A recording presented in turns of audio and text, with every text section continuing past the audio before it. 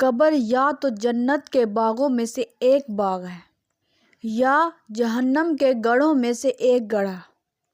آج میں آپ کو ایک ایسی عورت کا واقعہ سنانے جا رہی ہوں جس کی قبر سے رات کے سناٹے میں ایسی آوازیں آئیں کہ پورا گاؤں کانپ گیا۔ یہ واقعہ ایک چھوٹے سے گاؤں کا ہے جہاں پر ایک عورت فاطمہ بی بی رہتی تھی۔ دیکھنے میں بڑی نیک لگتی تھی مگر اندر سے وہ نفاق، غیبت اور برائیوں میں ڈوبی ہوئی تھی۔ نماز سے غافل، شوہر کی نافرمان اور دوسروں کی باتوں کا راز کھولنے والی۔ ایک دن اچانک فاطمہ بی بی کو تیز بخار ہوا۔ 3 دن کے اندر وہ اس دنیا سے رخصت ہو گئی۔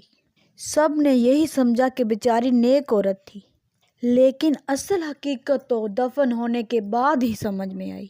جب اس کی تدفین مکمل ہوئی، رات کو قبرستان سے دل دہلانے والی چیخیں سنائی دیں، ایسی آوازیں جیسے کوئی عورت عذاب میں تڑپ رہی ہو۔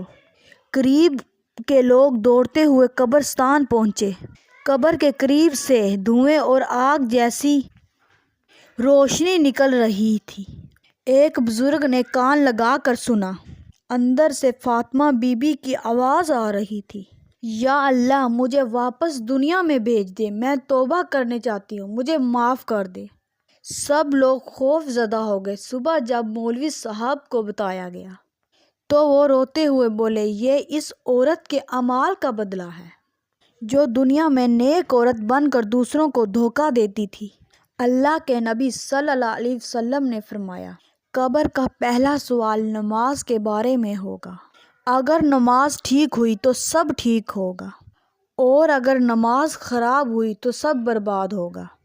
فاطمہ بی بی کی قبر میں 2 فرشتے آئے، منکر اور نکیر۔ انہوں نے فاطمہ بی بی سے پوچھا، تیرا رب کون ہے، تیرا دین کیا ہے اور یہ شخص کون ہے؟ مگر اس عورت کی زبان بند تھی، وہ جواب نہ دے سکی۔ فرشتوں نے لوہے کے گرز سے مارا اور زمین چیخ اٹھی۔ قبر سمٹ کر اتنی تنگ ہو گئی کہ اس کی پسلیاں ایک دوسرے میں گھس گئیں۔ اس کے چہرے سے خون بہنے لگا اور پھر آگ کے شعلے قبر میں بھڑک اٹھے۔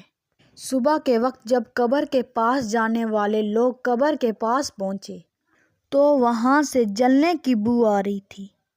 مولوی صاحب نے سب کو جمع کیا اور کہا، لوگو، یہ منظر صرف فاطمہ بی بی کا نہیں، یہ ہم سب کے لیے تنبیہ ہے۔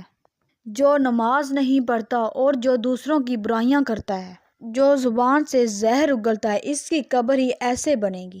اس لیے میرے پیارے بھائیوں اور بہنوں، قبر اندھیری ہے، قبر تنہائی ہے۔ قبر میں صرف ایمان اور اعمال ساتھ جائیں گے۔ کپڑے، دولت، رشتے سب ختم ہو جائیں گے، صرف اور صرف نیک عمل روشنی بنیں گے۔ اللہ تعالی ہمیں ایسے اعمال کرنے کی توفیق کرے جس سے ہماری قبریں جنت کا باغ بنے، نہ کہ جہنم کا گڑھا۔ اللہم آجرنی من عذاب القبر۔ اے اللہ، ہمیں قبر کے عذاب سے بچا۔